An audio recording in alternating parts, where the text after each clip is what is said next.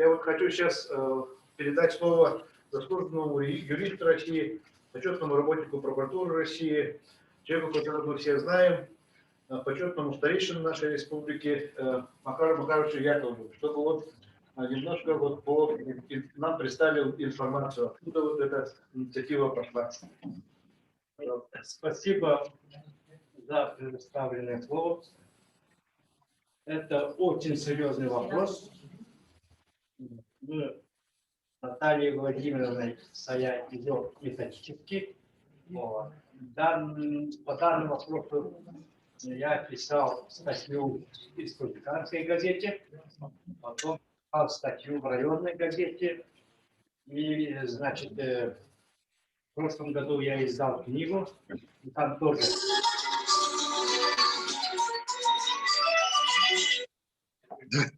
То есть, потом данный вопрос я посоветовался Высшим Советом Старейшин Республики. Юлия Николаевна сама, лично, Климент Егорович Иванов, Аксакал, который был депутатом Верховного Совета Союза, принимал активное участие в присвоении Героев Советского Союза. Бочкарев Иннокентий Васильевич, ну и Горохов Иван Иванович. Мы его попросили, поскольку он член Общественной палаты, и этот вопрос внес на рассмотрение Общественной палаты. Почему? Значит, именно на Общественную палату. Общественная палата отражает, значит, определяет инициативу населения. Поэтому и именно серьезный орган, который создан самим президентом Российской Федерации. И мнение Общественной палаты вся республика прислушивается. Потом, значит, я посоветовался председателем Совета ветеранов Ивановым Ильям Акировичем. Он тоже эту инициативу поддерживает. Таким образом, не сразу мы стали обращаться в Общественную палату, а все-таки вот как методично идет. Это серьезно вещь. Не бухта-брахта пришел там Общественная палата смотреть. Нет, мы идем.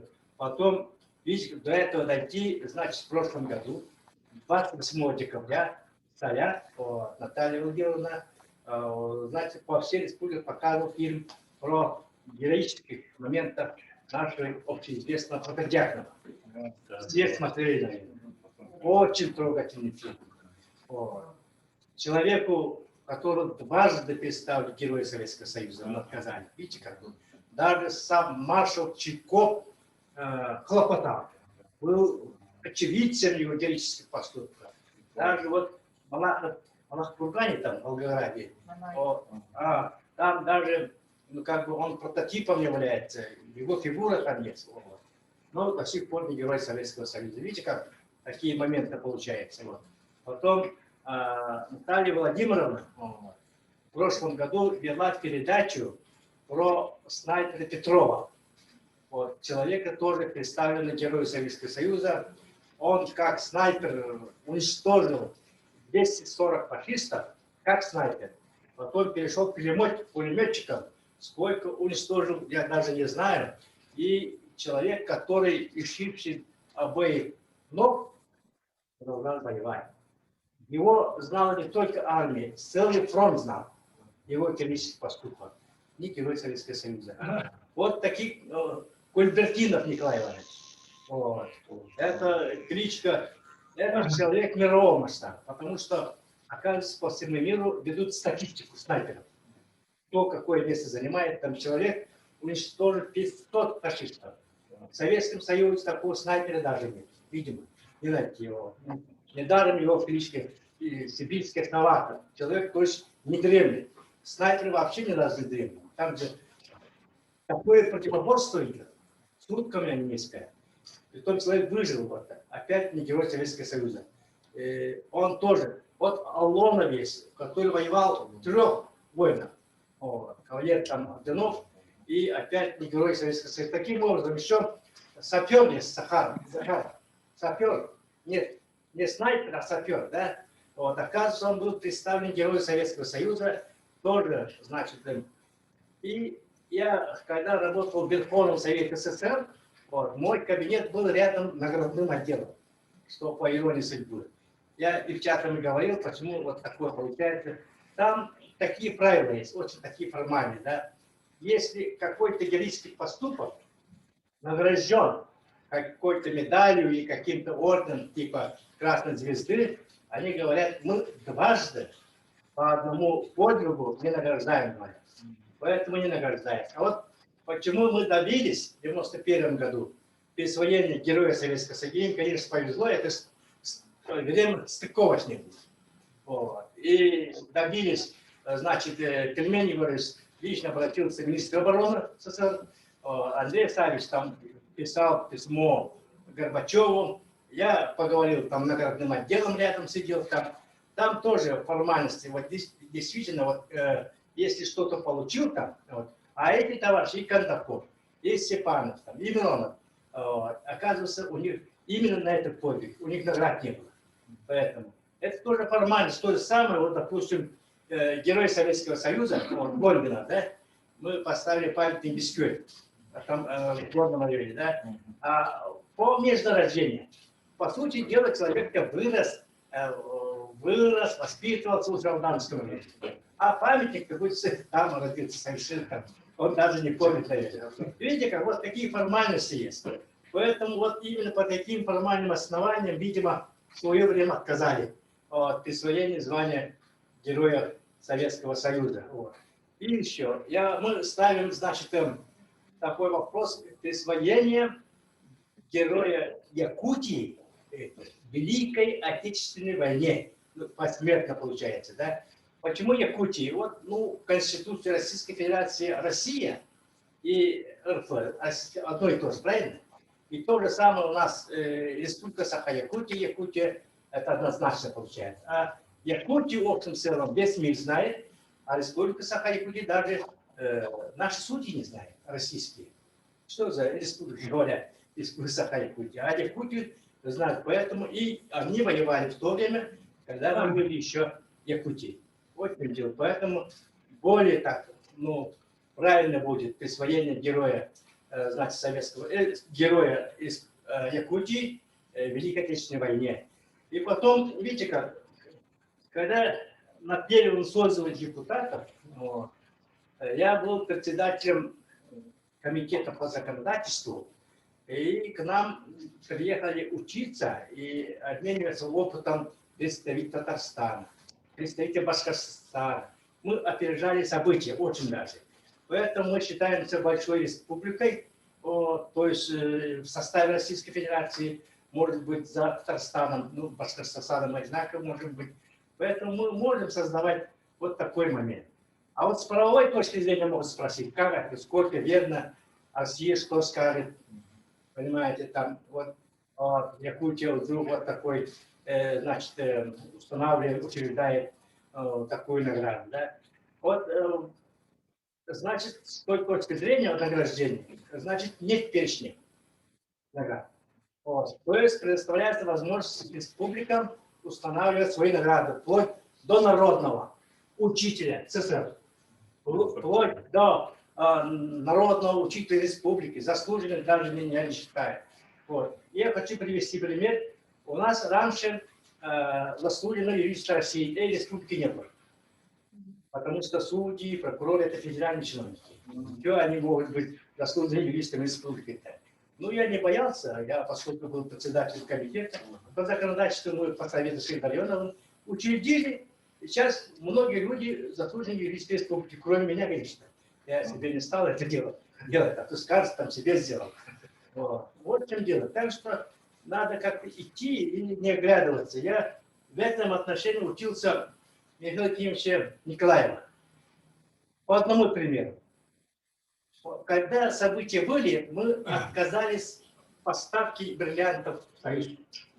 И одну ночь мы перетащили эти бриллианты и спрятали. Вы это знаете, да? Слышали, наверное? Это в книгах написано, прочее. И Михаил Кимович говорит, мы сидели, ждали, когда придут люди этими награнчиками. Слава Богу, не арестовали там.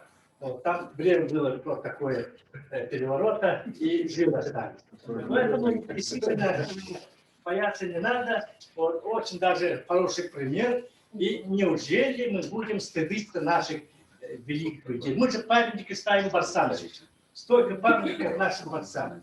А вот таким людям, которые вот, действительно сражались за Родину, вот, за Отечество, проявили такую храбрость. Так. И, мне кажется, незаслуженно отказаны были присвоения Героя Советского Союза. Почему? По той простой причине, когда не видно, это никому не секрет. По, значит, соотношению количества. Значит, сколько ты, вот если тут именно столько населения, вот, значит, им хватит столько. А столько населения, вот им надо давать. Вот, вот с книги Петрова я изучил, вообще удивился.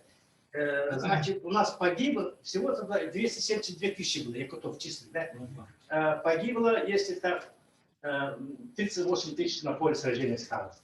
Если соответственно по количеству населения погибших у нас составляет 15,7% от общего числа якутов. А если русских было 99 миллионов 591 тысяча, да, у них получается процентов 5,8%. А то, что касается малочисленных, да, вот чеченов 0,46, Кабардино-Балкар 0,46 и так далее, и так далее, и так далее. То есть наша потеря, оказывается, очень большая. И наши люди должны соответственно заслужить, и мы имеем моральное право устанавливать, ну, такое звание. Никакого тут стыдного нет. Спасибо. Спасибо. И вот Наталья Владимировна, может, если надо будет досконально рассказать о Протодиаконове, там, про этого Петрова, который лишился обеих ног и так далее. Пожалуйста. Спасибо, Адам Николаевич. Tabii çok kullanıldı. Zaten bu öz kişide bolan bulutundan, ayar kişi bulutundan akın oğuz bir etileppin. Geroy diyen direkt onukluktan onunla var, namaktar geroylarından tübreyi grupatılar tarafından hadiler, doğrularının çıkmıştırlar gibi.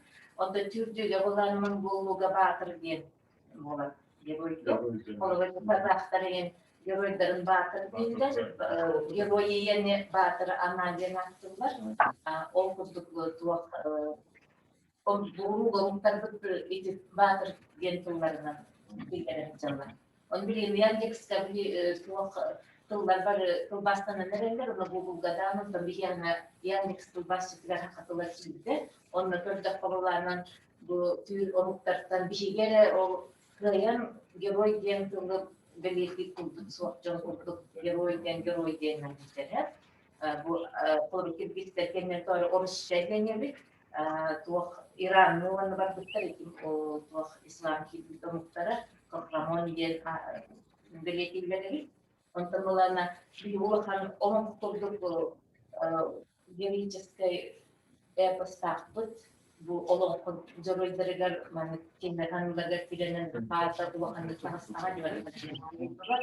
Онан баланын багар биге этини теңне жорой ден хакатан кембиткел бетер ден умурлак пон этикелер багарады. Эпте балана Орсон темизнен бит окутун урула муктарбытын батыхамыз боотур дейнен бардахбытынан колобур үле боотур иегенден бар болан калар. Он тахмасы нургун ден хасветуллахбыт колобур нургун ишиден он болана бу ага дойдустенитин нургун боотура үле боотура үле нургуна туох нургун иегенден курдук аттар бар болан калыктарын онан Keçi bu tügeneme bağır birge tutan bu cümlehige uluhan cümlehige.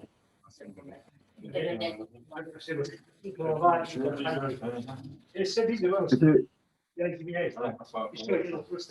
Одновременно там это инициатива Башкарева, поскольку мы одновременно Иннокентия Васильевича, он, допустим, когда был главой Салтанского района, он одни героев сделал, ну, героев труда. Там у них в этом районе очень много героев труда, оказывается. Да? Это очень даже похвально было, оказывается. Вообще сейчас, видите, как получается. Вот Россия делает такие монументальные памятники. Вот в Волгограде, на Малахова, или там в Москве тоже, да. Мы-то имя Якутии вообще по всему миру знают. Это мы снайперы. Даже Жириновский боится. Он сказал, воевать не стоит, у каждого оружия есть слово. Все снайперы, а им надо одного вагона водки надо. Не хватит. Ну, это типа такого. Поэтому, поскольку нашу республику знают как снайперов, да, и вообще там не только в пределах России, и не только в пределах Советского Союза, но и за пределами Советского Союза во всем мире. Все участники, вот, и Соединенных Штатов Америки, и, значит, Германии, и, значит, европейских стран, кто принимает участие в Великой Отечественной войне, знают, что якуты все снайперы, да. Поэтому у нас есть идея тоже через вас на это ставим, вопрос, да. В Якутске надо какой-то монументальный памятник делать, большой, чтобы это как республики на видном месте. Вот. У нас бюджет ежегодный, да, 245 миллиардов. 1 миллиардчик найдется, наверное, для постановки монументального памятника. Что все знали действительно вот Якуты. Вот. Снайперы. Это им республика была. Надо было в прошлом году, но мы еще имеем возможность успевать столетие республики. Еще не поздно. Это очень серьезный вопрос. Все это вместе получается.